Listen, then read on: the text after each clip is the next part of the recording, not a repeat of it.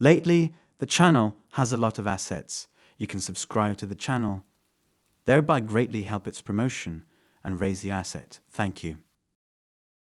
John the trucker had been driving for hours on the lonely highway. He was tired and hungry, and his eyes were starting to droop.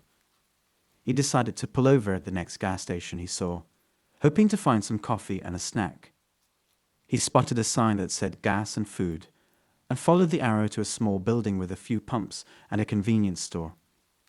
He parked his truck and got out, stretching his legs and yawning.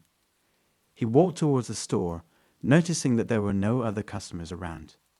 The place looked deserted and run down, but he didn't care. He just wanted to get some gas and get back on the road. He entered the store and was greeted by a bored-looking clerk who barely looked up from his magazine. John nodded at him and headed to the coffee machine. He poured himself a cup of the stale brew and added some creamer and sugar. He took a sip and grimaced. It tasted awful, but he needed the caffeine. He looked around for something to eat, but the shelves were mostly empty or filled with expired products. He settled for a bag of chips and a candy bar, hoping they wouldn't make him sick. He paid for his items and walked back to his truck. As he was pumping gas, he noticed a man standing by the side of the road staring at him. The man was wearing a dirty coat and a hat that covered most of his face. He had a scruffy beard and a wild look in his eyes. John felt uneasy, but tried to ignore him. He finished pumping gas and got into his truck. He started the engine and was about to drive away when he had a knock on his window. He looked over and saw the man standing next to his door, holding a knife. "Hey, buddy, can you do me a favor?" the man said in a raspy voice. John rolled down his window slightly and asked, "What do you want?" The man smiled, revealing yellow teeth. "I need some money, man, and your passport too." John felt a surge of fear and anger. He reached for his door handle, hoping to lock it, but the man was faster. He grabbed the handle and yanked it open, forcing John out of his seat. "Get out of the truck," the man shouted, waving his knife. John stumbled out of the truck and tried to run away, but the man was on him in seconds. He tackled him to the ground and pinned him down, holding the knife to his throat. John struggled and fought back, but the man was too strong. He received several cuts and bruises in the struggle, but he refused to give up. After what seemed like an eternity, John managed to break free and run towards the gas station. He could hear the man chasing him, but he didn't look back. He burst into the store and yelled for help. The clerk looked up from his magazine, startled by the commotion. He saw John bleeding and shaking, and he quickly called the police.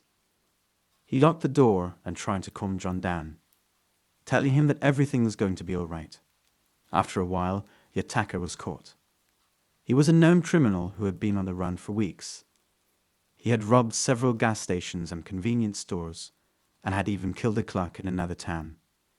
He was sentenced to life in prison, and John became a hero in the eyes of the local community. Despite the trauma and the injuries he had suffered, John refused to let fear control his life. He continued to drive his truck and travel the country, determined to live his life to the fullest. He knew that there were risks involved, but he also knew that he had the strength and courage to face them.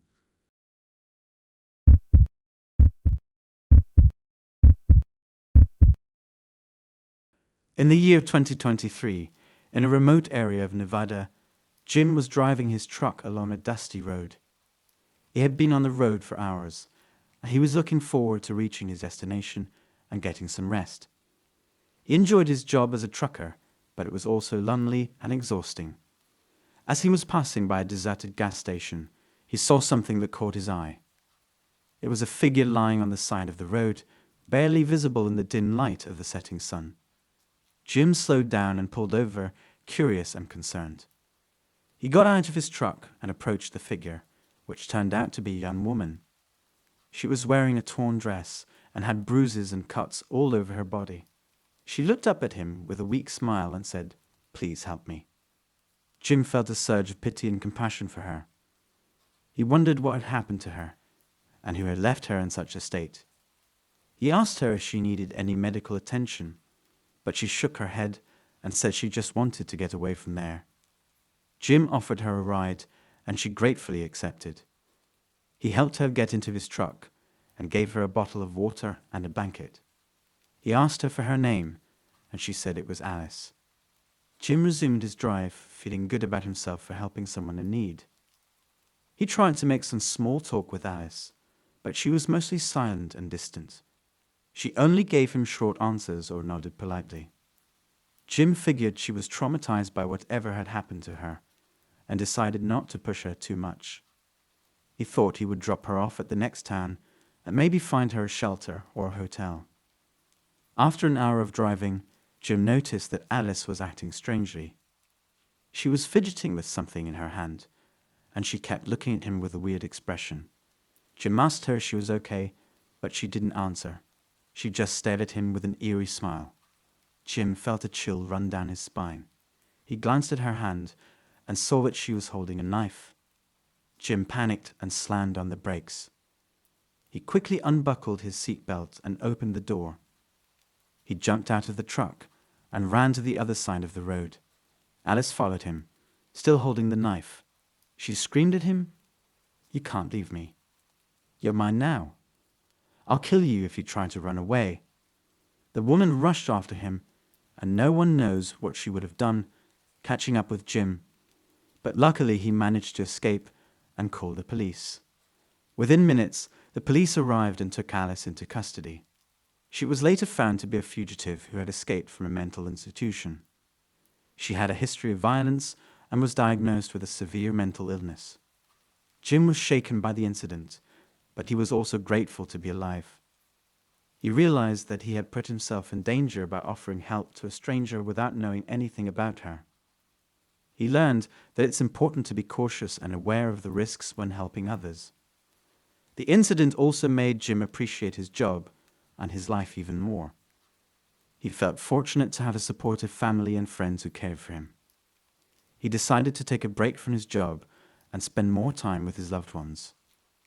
He wanted to enjoy every moment of his life and be grateful for what he had.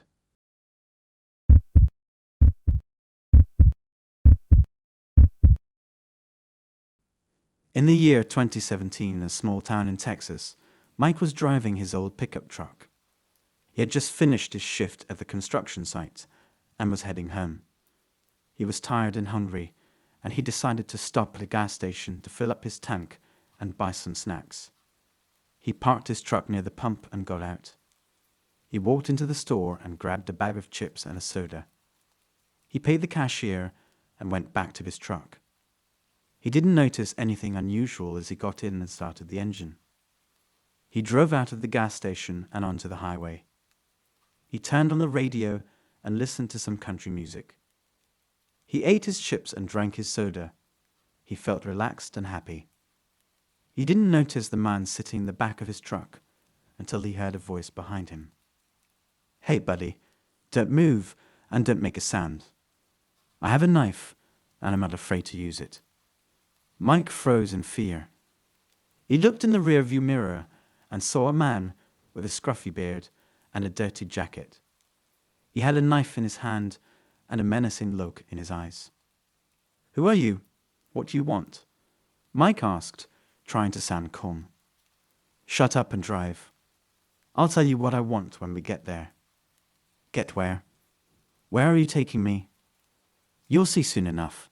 Just keep driving and don't try anything stupid." Mike felt a cold sweat on his forehead. He wondered how long the man had been hiding in his truck. How did he get in? Why did he choose him? What did he want from him? He thought about his wife and kids waiting for him at home. He thought about his life and how much he loved it. He didn't want to die. He had to find a way to escape. He drove for about half an hour, following the man's directions. He turned left and right, going deeper into the countryside. He saw no other cars or houses. He felt more isolated and scared. He looked for an opportunity to make a move. He hoped that the man would lower his guard or get distracted. He waited for the right moment. He saw it when they passed a sign that said, "Road work ahead." He saw some orange cones and flashing lights in the distance. He knew he had to act fast. He pretended to reach for something under the seat, but instead he pushed the brake pedal hard with his foot. The sudden stop made the man lose his balance and hit his head on the window. Mike took advantage of the moment and opened the door. He jumped out of the truck and ran towards the construction site. He could hear the man cursing and shouting behind him. He ran as fast as he could, his heart pounding in his chest. He saw some workers and yelled for help. They looked at him in surprise, but when they saw the man chasing him with a knife, they reacted quickly. They grabbed some tools and confronted the man. They managed to disarm him and hold him down until the police arrived. Mike was safe, but he was shaken and traumatized. He couldn't believe what had just happened to him. He kept thinking about the man and what he was capable of doing. The police took his statement and thanked him for his bravery. They told him that the man was a prison fugitive and he had been using the truck to get away from the police. Mike felt relieved and proud of himself. He had saved his own life and helped catch a dangerous criminal. He knew that he had been lucky, but he also knew that he had reacted in the best way possible. He hugged his wife and kids when he got home. He told them the story, and they listened in horror and amazement. They couldn't believe that their dad had gone through such a terrifying experience. Mike knew that he would never forget that day. He had learned a valuable lesson about the fragility of life and the importance of being alert and prepared. He had also learned that he was capable of being brave and resourceful in the face of danger. No one knows what would have happened to Mike if he hadn't jumped out of the truck and escaped. But one thing is for sure, he would never forget the day he almost lost his life, and he would always be grateful for the chance to live it to the fullest.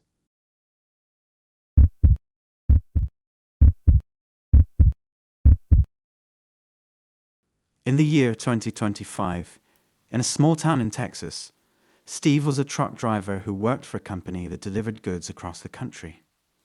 He loved his job, but he hated the traffic and the noise that came with it. He preferred to drive at night, when the roads were empty and the stars were bright.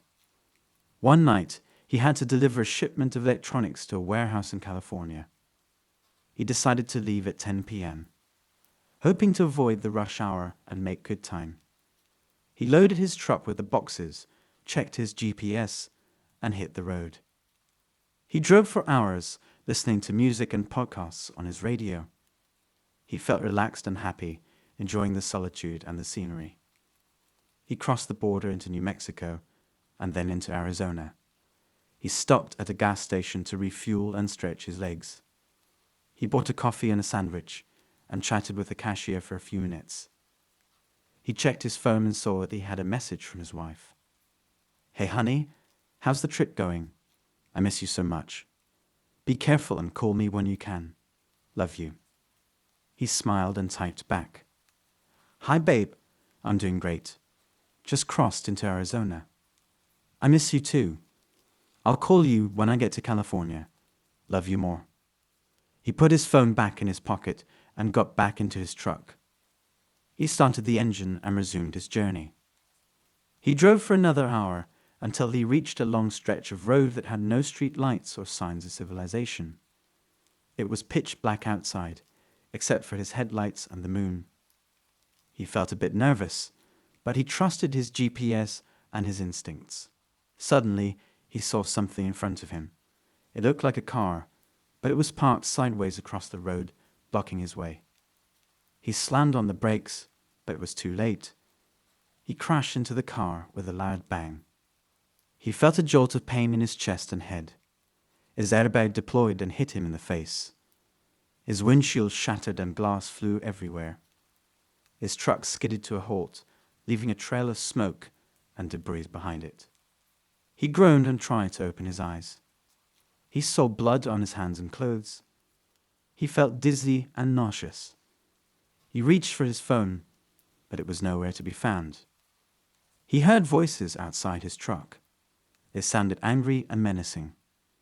"Hey, you okay in there?" one of them shouted. Steve tried to answer, but he couldn't speak. "Come on out, we just want to talk to you," the other one said. Steve sensed that they were lying.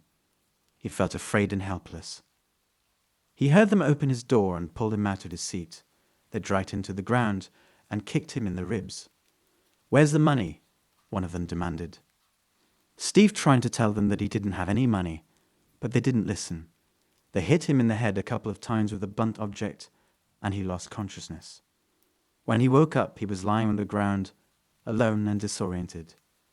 His head was throbbing, and he felt a sharp pain in his chest. He realized that he had been robbed.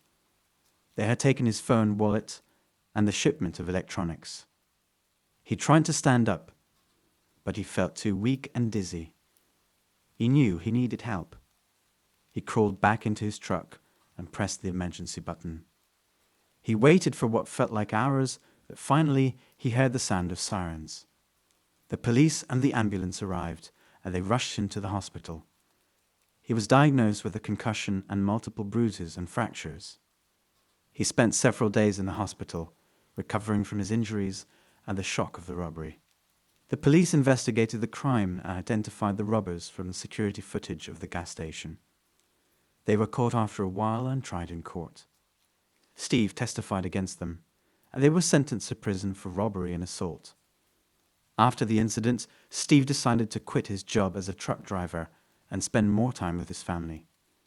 He realized that life was too short to risk it for money or fame. He learned that he could find happiness and peace in the simple things, like a hug from his wife or a smile from his daughter.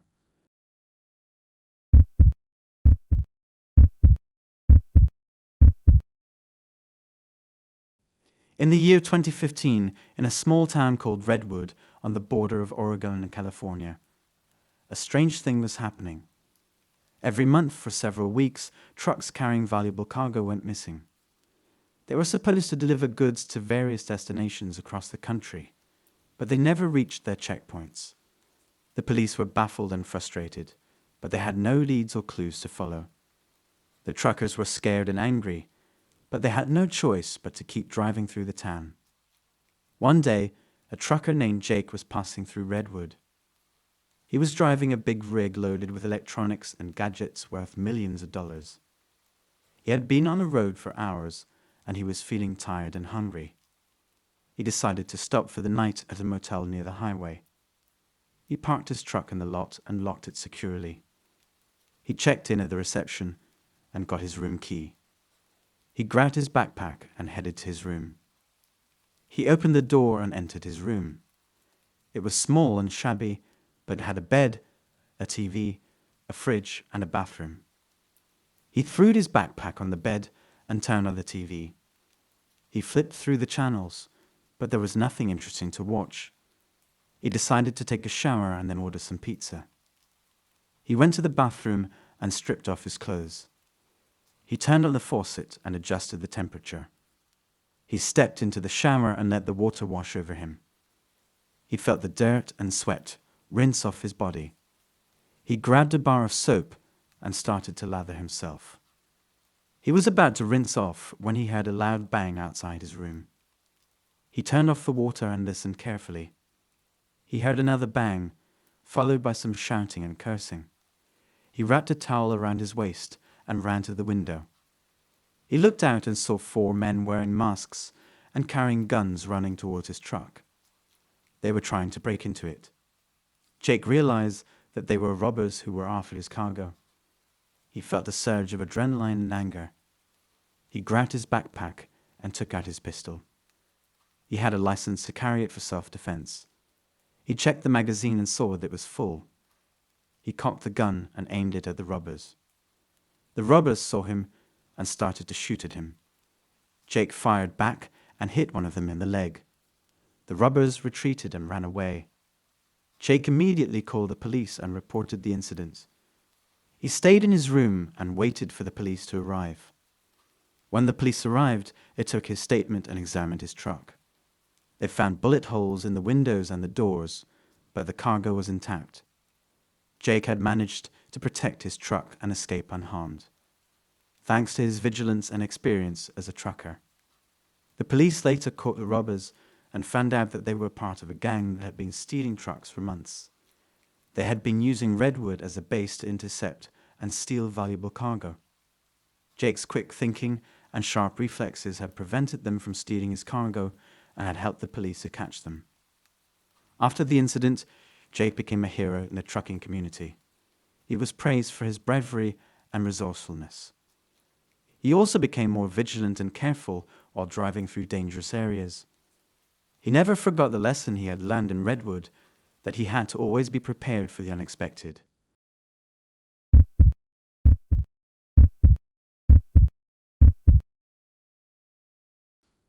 In the year 2015 in the state of Nevada, a trucker named Jake was driving his semi-trailer across the desert.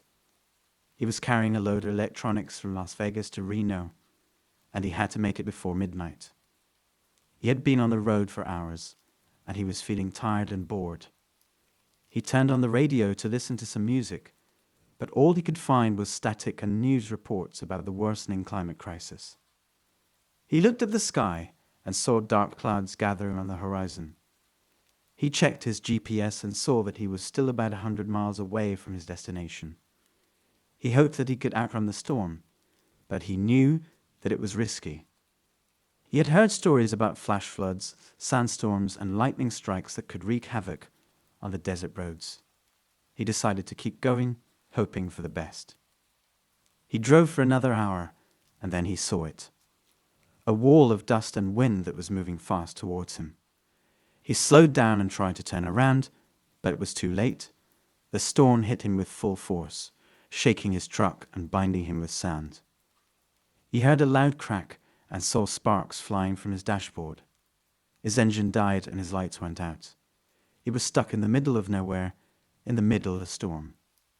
He grabbed his phone and tried to call for help, but there was no signal. He looked for his emergency kit, but he realized that he had left it at the last gas station. He cursed himself for being so careless. He only had a bottle of water, a bag of chips, and a flashlight in his cab.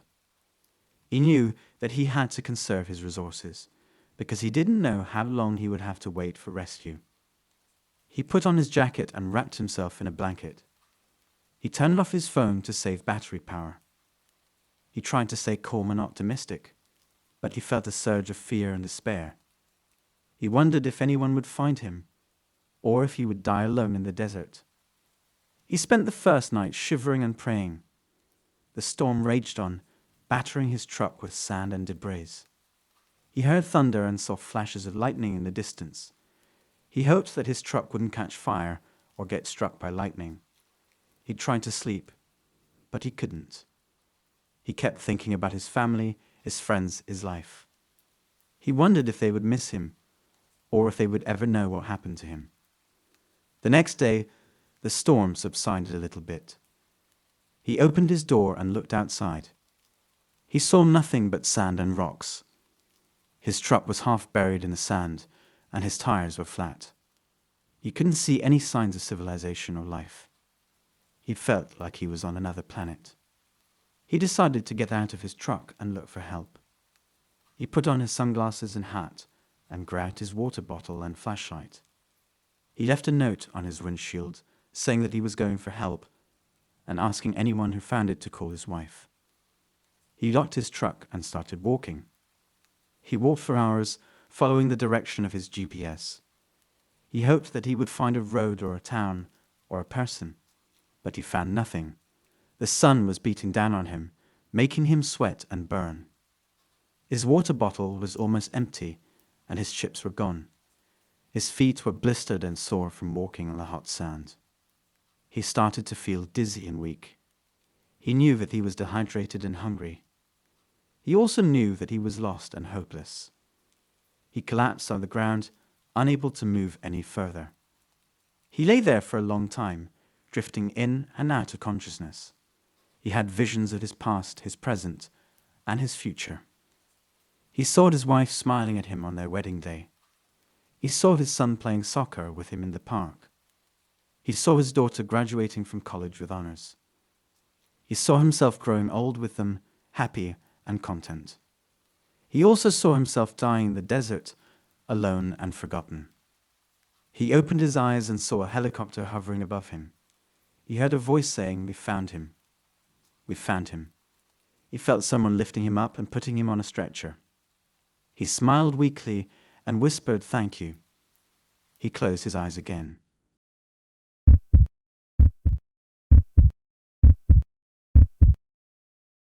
In 2023, in a small town near Moscow, a trucker named Alexei was driving his truck loaded with electronics. He had been a trucker for 5 years, and he loved his job. He loved the freedom of the road and the thrill of delivering freight across the country. He was also proud of his truck, a shiny red Volvo he bought with his savings. Alexei was driving to deliver electronics to a warehouse in Moscow. He had to drive at night to be on time. He listened to music on the radio and hummed to himself. He felt relaxed and happy. Suddenly he noticed a motorcycle riding close behind him. It was a black motorcycle with a leather-clad driver. It seemed strange to Alexei that someone was riding a motorcycle at night in such cold weather. He looked in the rearview mirror and saw that the motorcyclist was wearing a ski mask and sunglasses. He felt a rush of fear and suspicion. He wondered if this driver was a thief who wanted to steal his truck. He had heard stories of truckers being robbed or hijacked by criminals on the road. He knew that electronics were valuable items that could easily be sold on the black market. He decided to speed up his truck and try to get rid of the motorcycle. He hit the gas pedal and increased his speed. The motorcycle followed and leveled with him. Alexei tried to change lanes and make sharp turns, but the motorcycle stayed on his tail. He realized that the motorcyclist was an experienced and determined driver who knew how to chase the truck. Alexei began to panic. He looked for a police car or gas station where he could stop and ask for help, but there were none. He was on a deserted stretch of road with no signs of civilization. He felt trapped and helpless. He pulled out his phone and tried to call the police, but there was no signal. He cursed and threw the phone on the passenger seat. He wished he had a gun or a knife to defend himself, but he didn't. He was unarmed and vulnerable. The motorcycle finally managed to overtake the truck and stopped next to the driver's window. Alexei saw that the driver was pointing a gun at him. He heard a loud bang and felt a sharp pain in his leg. He screamed and lost control of the steering wheel. The truck swerved off the road and fell into a ditch. Alexei was badly injured and lost consciousness. The last thing he saw was the driver getting off his motorcycle and walking over to the truck. When Alexei woke up, he was lying on the side of the road. His leg was bleeding and he felt dizzy. He tried to stand up, but he couldn't. He remembered the motorcycle driver and realized that he had been robbed. He felt angry and violated. Fortunately, another trucker found Alexei and called an ambulance. Alexei was taken to the hospital and treated for his injuries.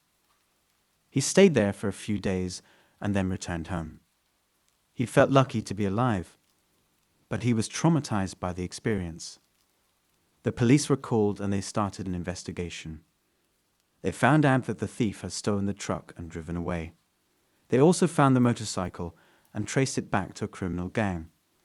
The thief was later arrested after a police chase.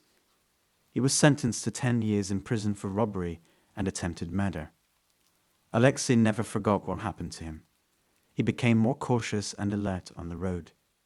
He also installed a GPS tracker in his truck and bought a pepper spray for self-defense. He knew that truckers were vulnerable targets for criminals, but he didn't want to give up his job. He loved the freedom of the road and the thrill of delivering freight across the country. He was determined to stay safe and keep on trucking.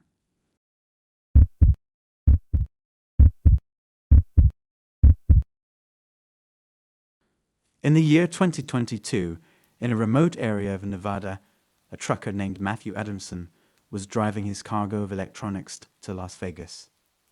He had been on the road for hours and was feeling tired and bored. He turned on the radio to listen to some music, but all he could find were news reports about the pandemic, the economy, and the upcoming elections. He sighed and switched off the radio. He wished he had someone to talk to, or at least something interesting to see. He was about to give up hope when he noticed a pair of headlights on the side of the road ahead. He slowed down and saw a car parked on the shoulder with its hazard lights flashing. He also saw a woman sitting in the driver's seat, crying and waving her arms. She looked desperate and scared. Matthew felt a surge of compassion and curiosity. He decided to stop and see if he could help her. He pulled over behind the car and got out of his truck. He walked towards the woman and asked her what was wrong. She rolled down her window and sobbed, "Please, please help me. My car broke down and I don't have a phone. I've been here for hours and nobody stopped. I'm so scared." Matthew tried to calm her down and said, "Don't worry, miss. I'm here to help. What's your name?" She sniffled and said, "I'm Lisa. Thank you so much for stopping. You're a lifesaver." Matthew smiled and said, "No problem, Lisa. I'm Matthew. Let me take a look at your car and see if I can fix it." He walked around the car and opened the hood. He checked the battery, the wires, and the engine. He didn't see anything obviously wrong with the car. He wondered if it was a trick or a trap. He was about to close the hood when he heard a loud noise behind him. He turned around and saw 4 men running towards him from behind a nearby hill. They were wearing masks and carrying baseball bats and knives. They looked angry and dangerous. Matthew realized he had been set up. He cursed himself for being so naive and trusting.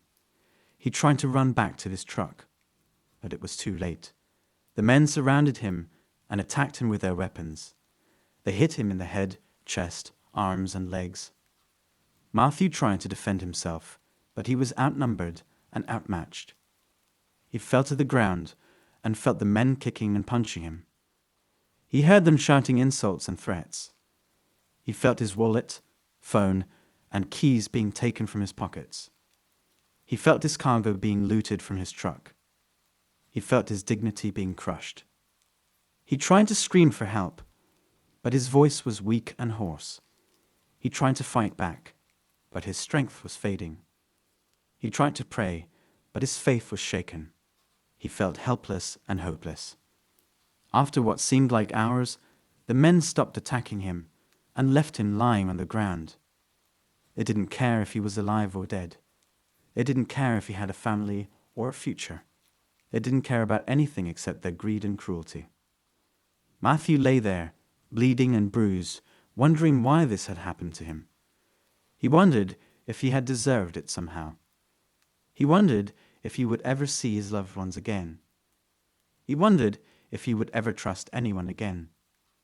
He tried to stand up, but he couldn't. He felt dizzy and nauseous. He felt a sharp pain in his ribs and a throbbing pain in his head. He felt his tears mixing with his blood. He felt alone and abandoned. He looked around and saw no one in sight. He heard no cars passing by. He felt no hope of rescue. He realized he was in a remote area, far from civilization. He realized he was in a dangerous situation, vulnerable to more attacks or worse. He closed his eyes and prayed again. He prayed for strength, for courage, for forgiveness, for salvation. He prayed for Lisa, hoping she had escaped unharmed. He prayed for his family, hoping they would find him soon. He prayed for the world, hoping it would become a better place. He opened his eyes and saw a glimmer of light in the distance. He heard a faint sound of a vehicle approaching. He felt a spark of hope. He tried to wave his arms and call for help. He hoped it wasn't too late.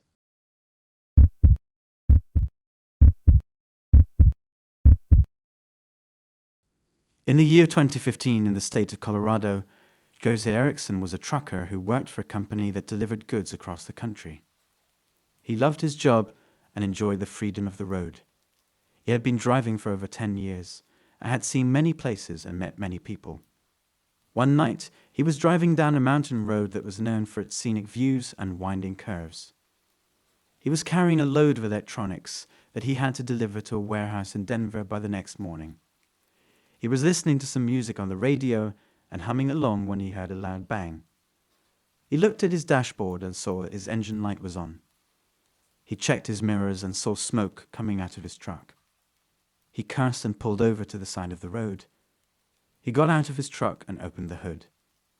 He saw that his radiator had burst and that he needed to replace it. He grabbed his toolbox from the back of his truck and started to work on the repairs.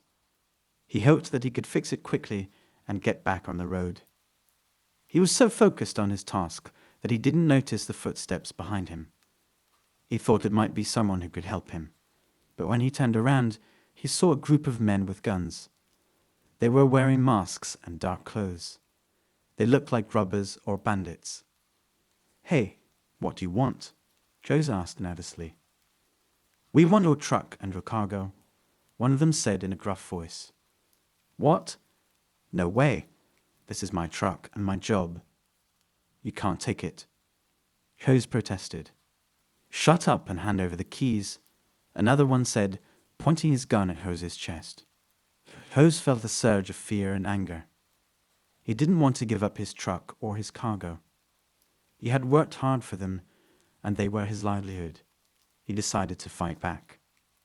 He grabbed a wrench from his toolbox and swung it at the nearest robber. He hit him in the head and knocked him down. He then ran towards his truck, hoping to get inside and drive away. But before he could reach the door, the other robbers caught up to him. They tackled him to the ground and started to beat him up. They took his wallet, his phone, and his keys. They even ripped off his shirt and took his watch. Jose fought back as best he could, but he was outnumbered and outmatched. After they had taken everything they wanted, the robbers left Jose on the side of the road, bruised and bleeding. They drove off in his truck, leaving him stranded and helpless. Jose lay there for a while, trying to catch his breath and assess his injuries. He felt pain all over his body, but he knew he had to get help. He managed to crawl to the edge of the road and waved down a passing car. The driver stopped and called the police and an ambulance. They arrived soon after and took Jose to the hospital. He was treated for his injuries and questioned by the police. He gave them a description of the robbers and his stolen truck, hoping they would be caught. But despite their efforts, the robbers were never caught. Jose lost his truck, his cargo, and his sense of security. He had to find a new job and a new way of life.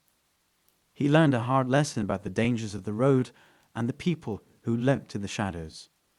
But he also learned that he was stronger than he thought and that he could survive even the toughest challenges.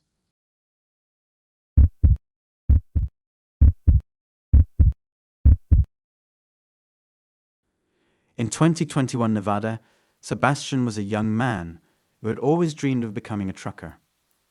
He loved the idea of traveling around the country, seeing new places and meeting new people. He had recently completed his training and received his license to drive a semi-trailer truck. He couldn't wait to start his career and make a good impression on his boss. He was assigned to deliver a load of electronics from Las Vegas to Salt Lake City. It was his first trip on his own, and he was anxious and nervous. Before he left, he checked his truck thoroughly and made sure everything was in order. He loaded his load securely and locked the trailer. He climbed into the driver's seat and started the engine. He adjusted his mirrors and fastened his seat belt. He turned on the radio and tuned into his favorite station. He smiled as he heard the announcer say, "Good evening, truckers and travelers. This is your host, DJ Dave, bringing you the best tunes for the night's drive. It's a clear and cool night outside, perfect for driving. Stay safe and enjoy the music." Sebastian pulled out of the parking lot and headed toward the highway. He felt a rush of adrenaline as he blended into the flow of traffic. He was on his way. He drove for hours, enjoying the scenery and the music. He drove through small towns and open fields, mountains and valleys, deserts and forests. He saw the moon rise and the stars shine. He felt free and happy. He also felt a little lonely. He wanted someone to talk to share his thoughts and feelings with. He remembered his girlfriend, Anna, who had supported him throughout his studies. She was proud of him when he got his license and his first job. She kissed him goodbye and wished him good luck before he left. She also gave him a necklace with a pendant shaped like a truck. She said it was a talisman and that it would protect him from trouble. He touched the pendant and smiled. He missed her very much. He decided to call her using the wireless system in his truck. He pressed a button on the dashboard and said, "Call Anna." The system beeped and dialed her number. After a few beeps, he heard her voice. "Hello. Hi, baby. It's me. Sebastian. Hi. How are you? Where are you?" "I'm fine. I'm in Nevada, about halfway to Salt Lake City." "Wow, that's amazing. How's the trip going?" "It's going great. The truck is running smooth, the road is clear, the weather is good." "I'm so happy for you. You seem happy." "I am happy. I'm doing what I love." "I'm proud of you, Seb." "Thank you, Anna. I love you." "I love you too." They chatted for a while, talking about their lives and making plans for when he returned. They laughed and joked and flirted. Sebastian felt warm and comfortable inside. He glanced in the rearview mirror and noticed 2 cars behind him. They were driving fast and close to each other. They looked suspicious. "Hey, Anna, I have to go." "What? Why? What's wrong?" "Nothing happened. I just need to focus on the road." "Okay. Be careful, okay?" "I will. Don't worry. I love you." "I love you too." He finished talking and turned off the radio. He focused on the cars behind him. They were getting closer. He checked his speedometer. He was going 70 miles an hour. The speed limit was 65. He decided to speed up a little.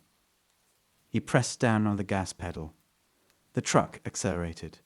So did the cars. They were still catching up to him. He checked his GPS. It was about 20 miles to the nearest town. He decided to call for help. He pressed another button on the dashboard and said, "Call 911." The system beeped and dialed emergency services. A few seconds later, he heard a voice.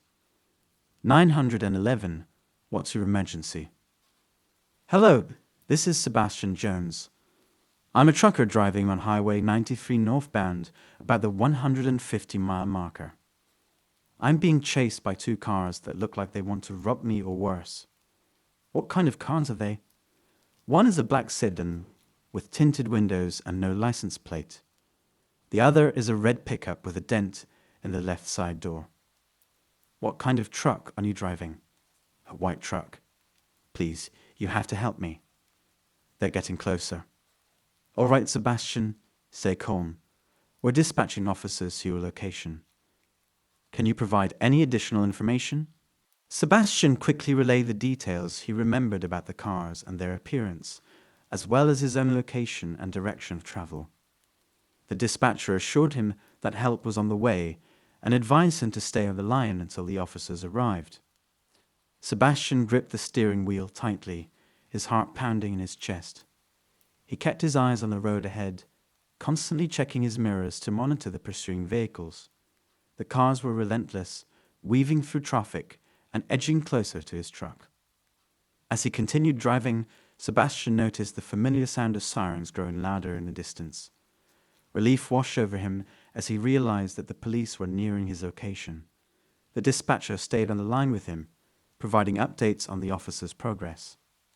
Suddenly, the black sedan and red pickup made a dangerous move, swerving past other vehicles and pulling up alongside Sebastian's truck. He felt a surge of panic as he saw men inside the cars brandishing weapons. The robbers yelled at Sebastian, demanding that he pull over and stop the truck. Fear and adrenaline coursed through his veins, but he kept his composure and focused on his next move. Remembering the wireless communication system in his truck, he discreetly activated the emergency alarm. Loud sirens blared from the truck, catching the attention of nearby drivers and alerting the robbers that their time was running out. Startled, The criminals hesitated for a moment, giving Sebastian a crucial opportunity. Seizing the moment, Sebastian maneuvered his truck with skill and precision, attempting to create distance between himself and the pursuing vehicles. He expertly navigated the heavy vehicle through traffic, utilizing his training and experience to his advantage. Within minutes, multiple police cars closed in on the scene. The officers swiftly surrounded the cars, effectively trapping the robbers and preventing any further escape. The criminals, realizing they were outnumbered and outmatched, surrendered without resistance. Relief washed over Sebastian as he watched the police apprehend the would-be assailants. The officers approached his truck, ensuring his safety and assessing the situation. They commended Sebastian for his quick thinking and provided him with support and reassurance.